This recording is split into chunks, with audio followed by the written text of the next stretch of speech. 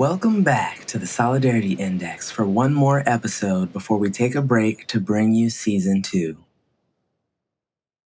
Every day, the catastrophic suffering in Gaza deepens at the hands of one of the most powerful militaries in the world, supplied with U.S. weapons and bombs as they wage war on an entrapped population of refugees, all funded by U.S. taxpayer dollars without our consent. We share this bonus episode as we are called in real time to answer the question asked at the start of our first season. What does solidarity sound like? What does it look like? What does it feel like in action? The Solidarity Index partnered with grassroots leaders Adalah Justice Project and Jewish Voice for Peace to gather over 100 artists and cultural workers at the historic Judson Church in New York on October 26th. In conversation with Doreen St, Félix, Samir Eskanda, and Morgan Bassichis on the urgent responsibility of people with cultural power to speak out for Palestine and to help us imagine collective liberation so we can work to make it real.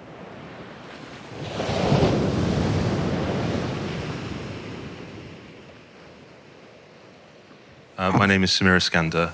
I'm a Palestinian musician and activist based in the UK. I've come over to the US to meet with artists and cultural workers and talk about peaceful calls for accountability. Hi, everybody. My name is Morgan Bassichis, and I'm really grateful and honored to be here with Samir and Doreen. I'm an artist, a performer, and also a member of Jewish Voice for Peace, New York City. My name is Doreen St. Félix. I'm a writer and critic. I tend to write essays about art and race and performance and politics. I'm also very, very, very happy and proud to be here in solidarity with everyone in this room. I know that it can feel difficult and isolating in this moment in time as we face a genocide of the Palestinian people, but we are gathered here today in support of life and all of its manifestations, so thank you for being here. If you'll allow me, I'm going to read from a poem written by June Jordan. The poem is called Moving Towards Home. Because I need to speak about home.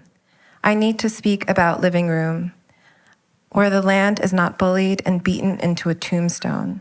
I need to speak about living room, where the talk will take place in my language. I need to speak about living room, where my children will grow without horror. I need to speak about living room, where the men of my family between the ages of 6 and 65 are not marched into a roundup that leads to the grave.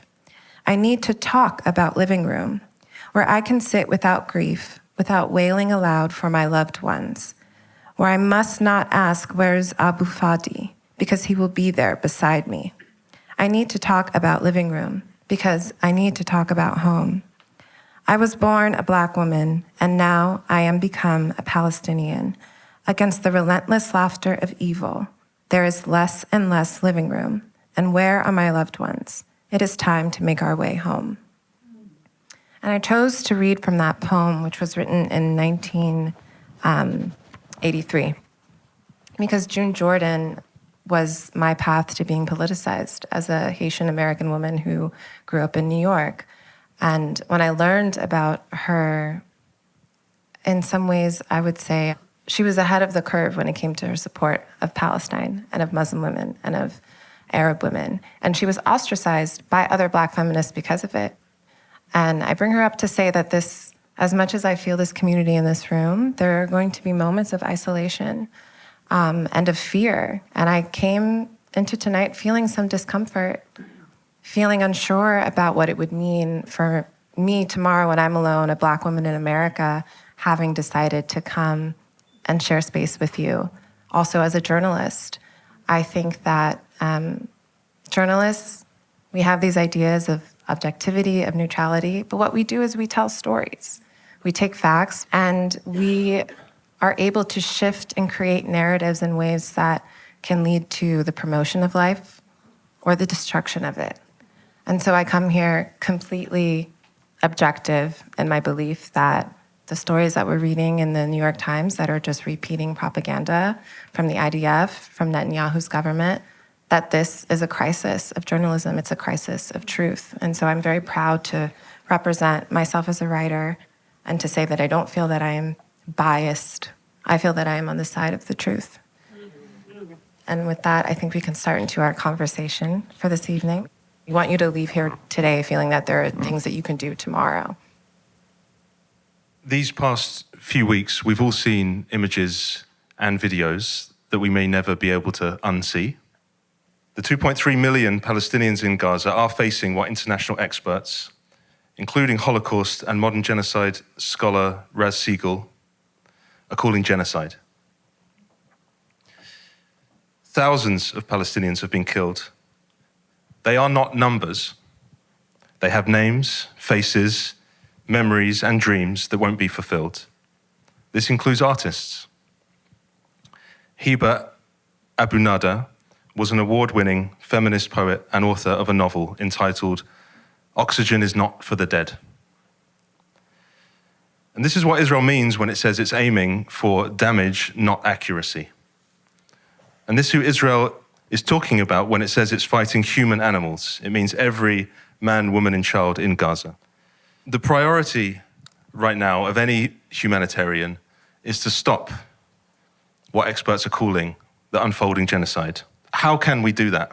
As artists and cultural workers, how can we contribute? The most urgent demand is for a ceasefire right now. We also need the unimpeded access of humanitarian aid into Gaza.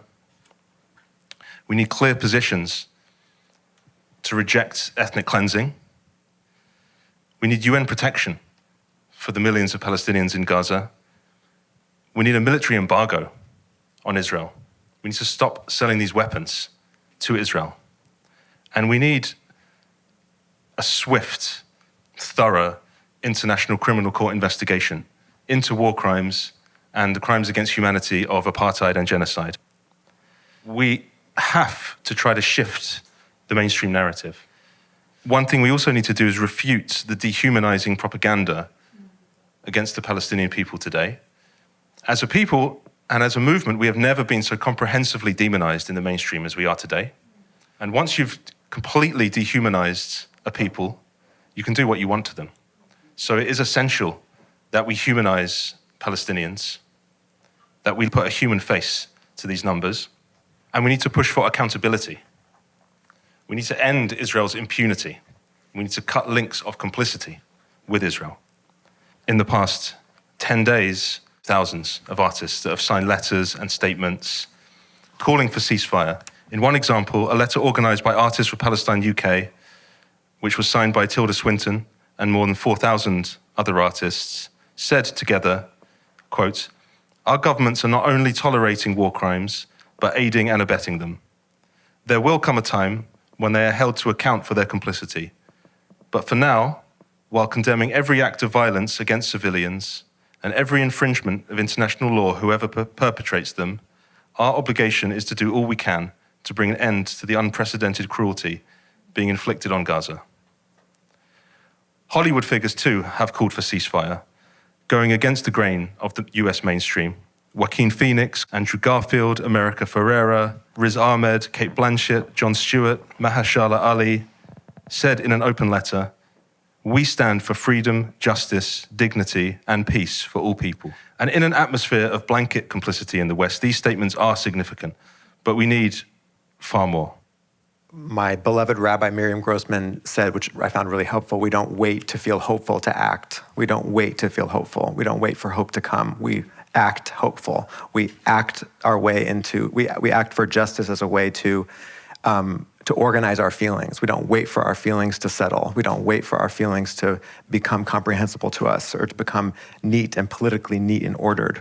We act for justice, and there's a very clear call for justice, which is to stop this genocide. Our government here gives over $3.8 billion every single year to the Israeli military, far greater than any other military aid in any country in the world. And this genocide that's being carried out is impossible without the United States' support. Every single person in this room, no matter our relationship to Palestine, we all are deeply implicated, which also means we have agency.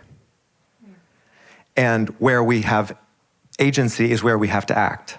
We are in an absolutely horrifying moment. We know that over 75 years of Israeli apartheid, occupation, and colonialism that has tried to dispossess, Palestinians have been saying for years this is a genocide.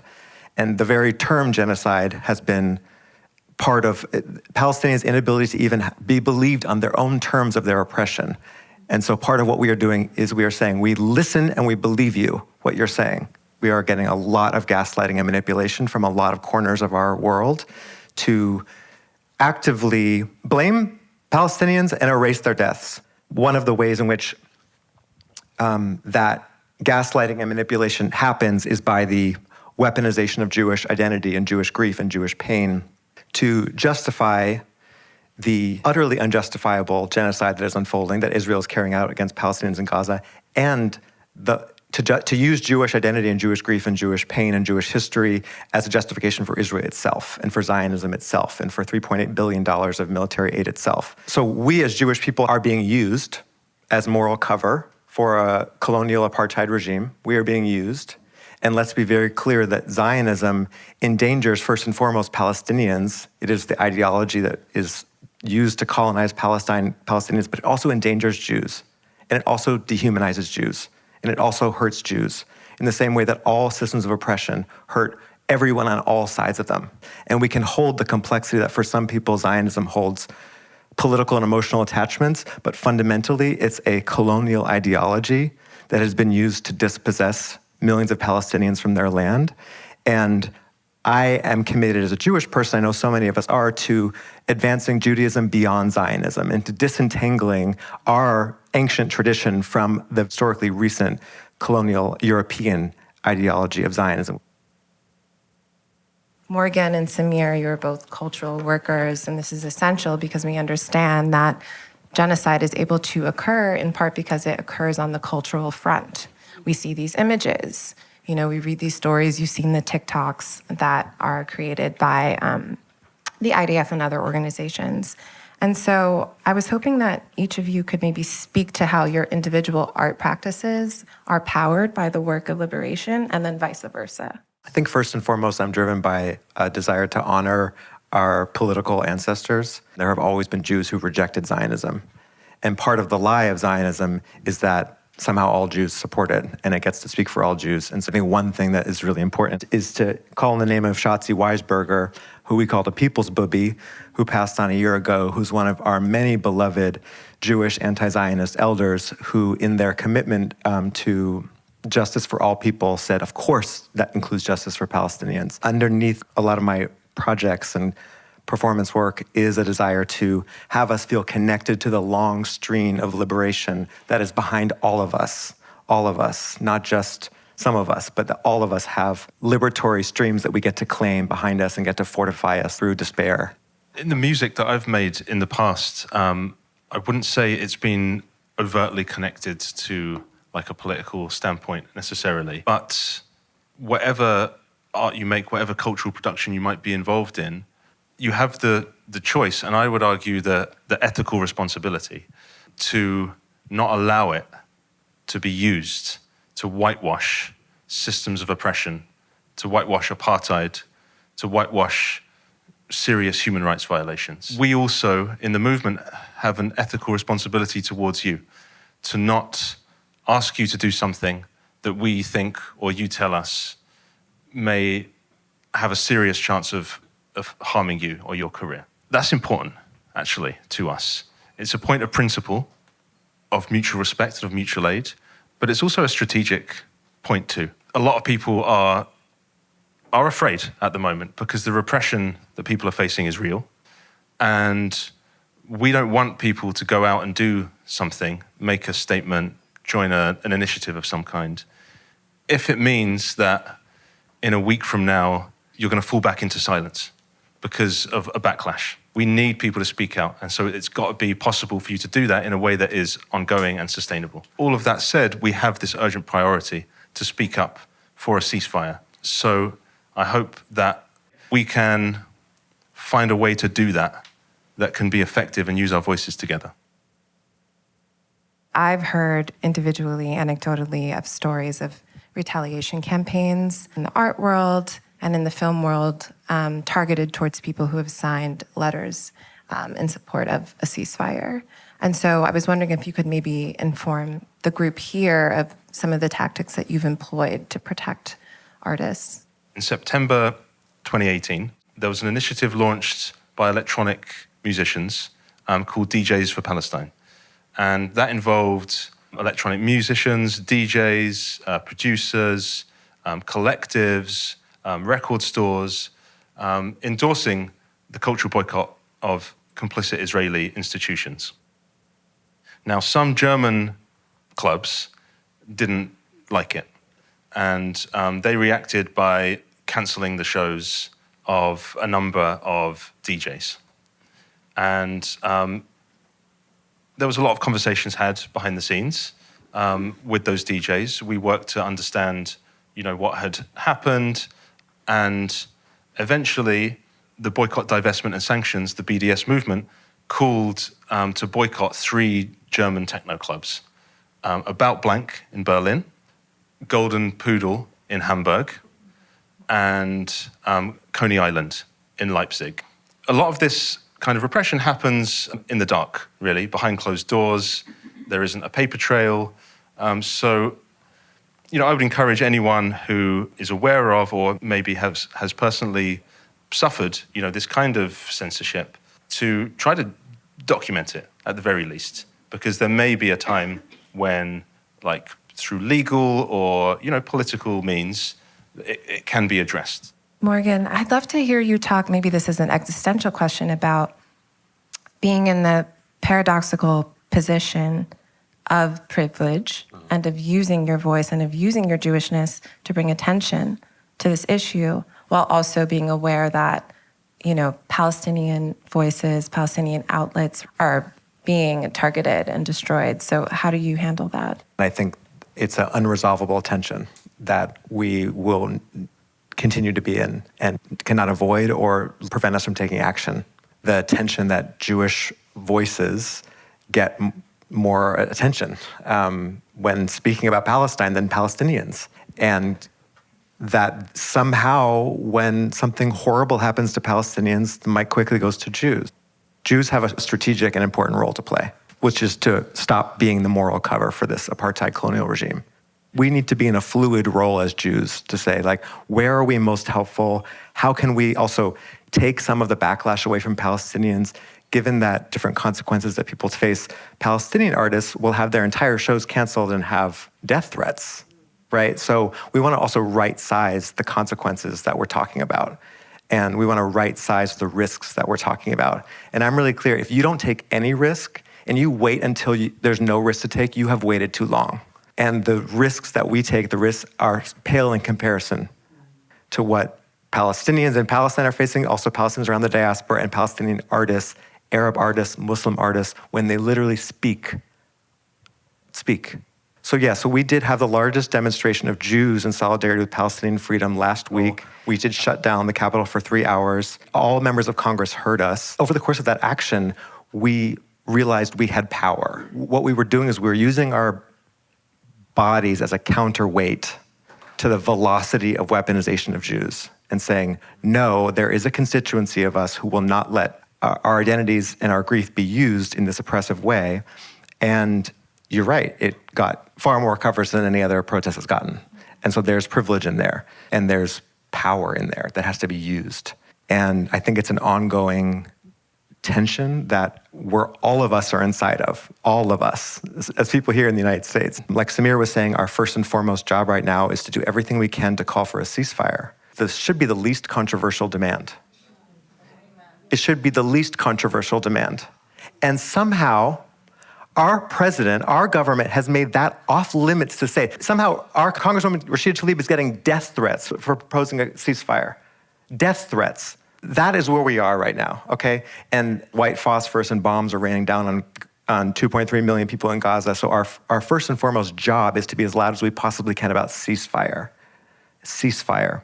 And then our second job, in my opinion, is to enter into long-term principled engagement with Palestine solidarity and say this is the beginning of a relationship, so I'm entering it with humility and entering it with not knowing, and knowing that I will have a lot to learn, and a commitment to making my discomfort less important than my commitment to action. Our discomfort has to be less important than our commitment to stopping mass death and mass murder and apartheid. And we are going to go through a spiritual and emotional process through action, not through just ourselves, but through action, through putting our bodies on the line, saying no. We've seen our pressure exerted on politicians work. Joe Biden was not saying the word ceasefire at all. Now he is forced to say we would not call for a ceasefire, but he's saying it. He had an address where he said that we can't claim to believe the numbers coming out of the health ministry in Gaza with regards to how many people have died, which obviously is one of the most detestable things I think he said during his presidency, but is also very clear evidence that the Biden administration, in concert with Israel, understands that people are getting their news independently, and they are able to cross-check and verify and see that what they're being told by their government, by their mainstream news publications, is simply not true. The Ministry of Health in Gaza was able to put out a 200-page document with every name of each person who has either been killed or is still missing, likely under the rubble. Samir, I think some people feel like they've signed a letter or they've called their congressman every single day, multiple times a day, and yet there's still this sense of powerlessness. There's still a sense of when we have this media blackout, when people stop caring in a month from now, that they'll feel isolated and they won't know what to do. And so I think if you could maybe explain for us more the goals of BDS and what the connection is between the cultural power these institutions have and how that literally translates to ultra-modern warfare being exacted on the people of Gaza and the West Bank. The moral obligation that we feel that artists and cultural workers have to not allow their art to be used to whitewash our oppression. That is a crucial first step.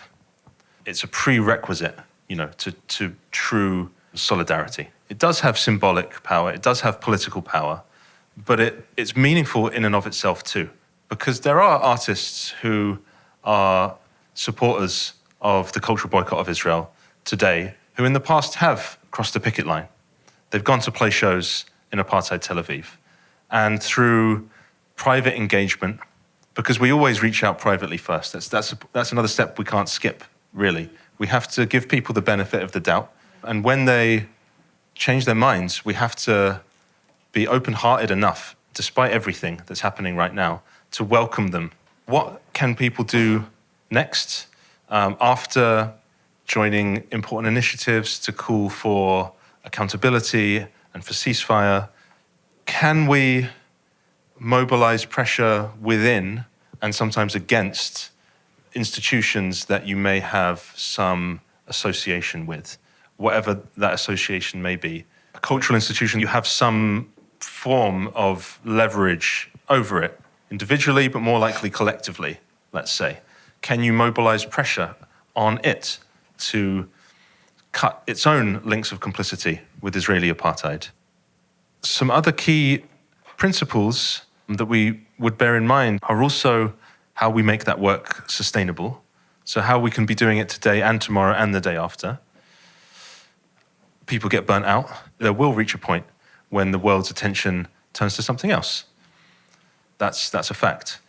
And how can we create the space for important work to take place in a way that does continue, in a way that is sustainable? We probably can't confront the biggest and most complicit institutions and stop them in their tracks from what they're doing immediately.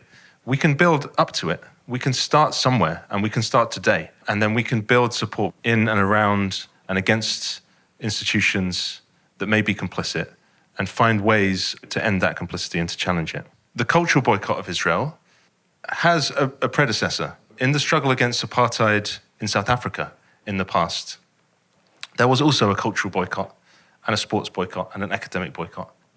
The key things about the cultural boycott of Israel are really that it's rooted in international law and the universal principles of freedom of expression. The cultural boycott of Israel targets complicity. not identity. And its focus is institutions, not individuals.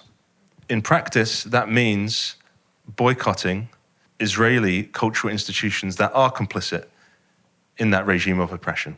To give an example, what do we mean by complicity? It's not abstract, it's concrete. So, for example, there's a club in apartheid Tel Aviv called Barbie. It's a smallish club, but for different reasons, it holds a certain place in Israeli cultural life. Over the years, a number of artists, fairly well known, have played in that relatively small venue. Now, what is less well known is that in the summer of 2014, as Israel was again massacring Palestinians in the besieged Gaza Strip, that club printed T-shirts that said, "You, we're from Israel." And they put the club's logo on those T-shirts, and they drove down to the south of Israel, near the fence of the Gaza ghetto, and they handed those T-shirts out to armed, uniformed IDF soldiers. And then they weren't shy about it. They posted it on their Facebook page, and as far as I know, it's still on their Facebook page today of that club. And it said they did it because they wanted to pamper their soldiers. That same day, an Israeli airstrike hit a building where Palestinians were sheltering, and dozens were killed. So that's what we mean when we talk about the complicity of Israeli cultural institutions. It isn't abstract. We want to dismantle those systems of oppression for our collective liberation. Is it wrong to criticize someone for being silent? The way that we get people to speak up, if they're not, in my opinion, is to understand what conditions need to be in place for them to be able to speak up. Because the reasons why someone may not be speaking out right now or any other time may not be obvious to another person. They could be psychological, they could be political, they could be financial. And taking the time to understand that is not easy. And especially at a time right now when we so urgently need people to speak up and to speak up in strategic and sustainable ways. But that's the work that we must do, in my opinion. And that's part of the work that we've been doing that has led to tens of thousands of artists speaking up. Let's focus on winning people over by welcoming them when they do speak up, being really intentional about the kind of messaging that people might be encouraged to then endorse. I don't know if we have a crisis of indifference so much as we have a crisis of denialism. I think that people don't feel empowered to judge what they see right in front of them and make a statement. And I think sometimes, I know you don't always have the energy to do that. Sometimes you just don't want to have an argument with someone. But I have had a couple of conversations this week with people, actually many Black Americans, who just did not understand that they were empowered to look at these videos, to look at photos, to hear, in fact, the statements of Israeli government officials themselves who say that we are not focused on precision, we are focused on destruction. They didn't know that they could hear those things and then make a judgment on their own. I think Americans in particular have a hard idea imagining themselves as citizens of the world. And so I think sometimes just that little nudge of you're able to use your own discernment here has been useful in some conversations I've had with people who otherwise were so upset when Roe v. Wade was overturned, who were so upset to see people come to America as refugees and not have a place to stay. Because it's confusing. You're like, you understand it, you get it. So why don't you get it here? And I think that the disinformation and the propaganda over 75 years has been so powerful. And so encouraging people to think, it can go a ways longer than maybe it feels. I think silence is contagious, but I also think courage is contagious. And so we want to be contagious in that way. And saying like, everything we want is on the other side of solidarity. I think what a lot of people are doing right now is scaring people out of solidarity, and that's so toxic. When I talk about manipulation, I think the idea of saying, oh, you're not speaking up for Jews, or you don't care, it's like that's scaring people out of solidarity. You know, I think many of us are actively indoctrinated with lies. We're not taught about the Nakba. We're not taught about the mass dispossession of over 750,000 Palestinians and the destruction of over 500 Palestinian villages. We're not taught about the colonial history of this land that we're on right now. And we're fed absolute lies. So it's denialism, it's indoctrination. And I think when we learn about the Nakba, then we see, oh, what's happening in Gaza right now is an ongoing Nakba. The other thing that can happen is when we feel powerless, we try to reach to whatever's closest to us, which is really understandable. And we also have to keep our eyes on the prize. Like, we have to keep our eyes focused on people with power. So yes, everybody needs to speak out, and yes, everybody needs to exercise individual risks, but let's not confuse that same thing with like the people in decision-making power. We all have the ability to influence people, but I think sometimes we want to remember, like, oh, let me preserve the bulk of my fight on those with the power to stop this.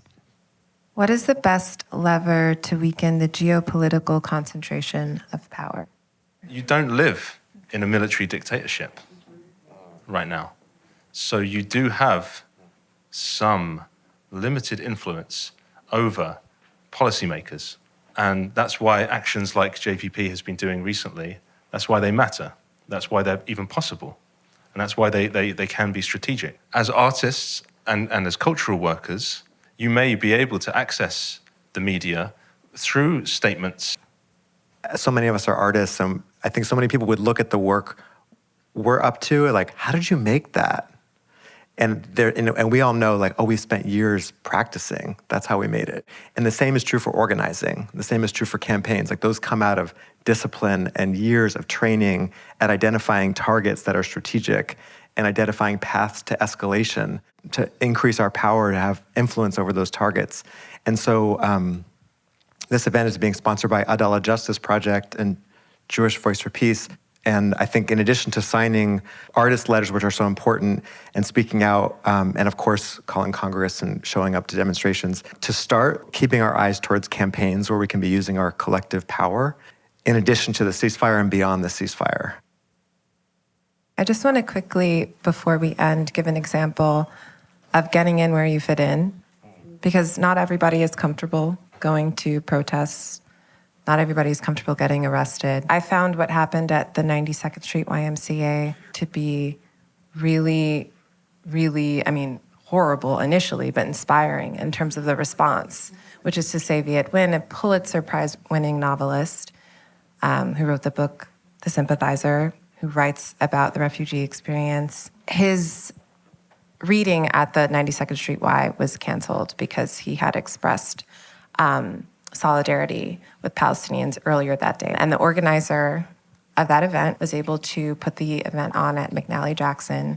But what's more is that all of the other events that were part of this reading group, those writers decided to no longer participate in this series. And guess what? The lecture series got canceled altogether, which is to say we have cultural capital. I hate that phrase, but we have it. And it flows both ways.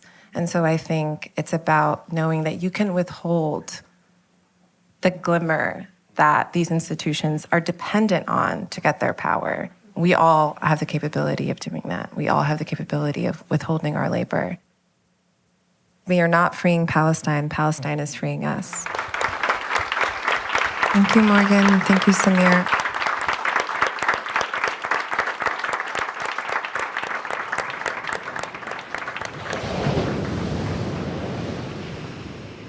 We are not freeing Palestine.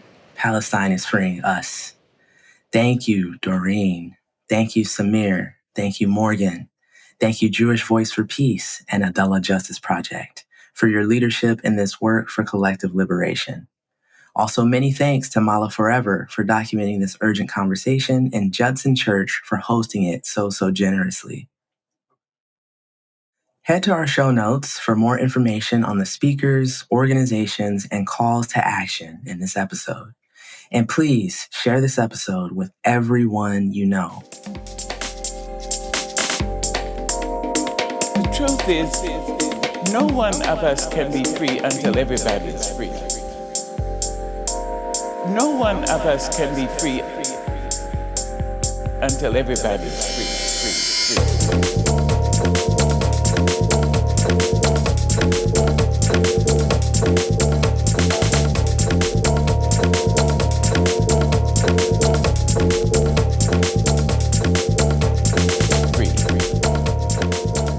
Thank you for listening to the Solidarity Index.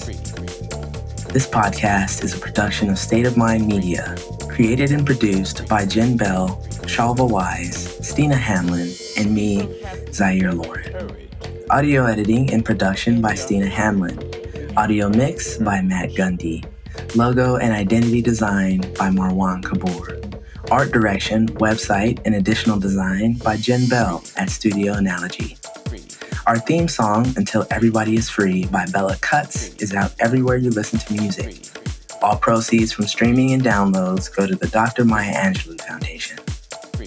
You can follow us on Instagram at the Solidarity Index and anywhere you find podcasts. For more information, head to our website at thesolidarityindex.com. I'm your host, Zaire Lauren, aka the artist L.Haz. Join us soon for Season 2. And until then, don't stop demanding a lasting ceasefire and a just peace.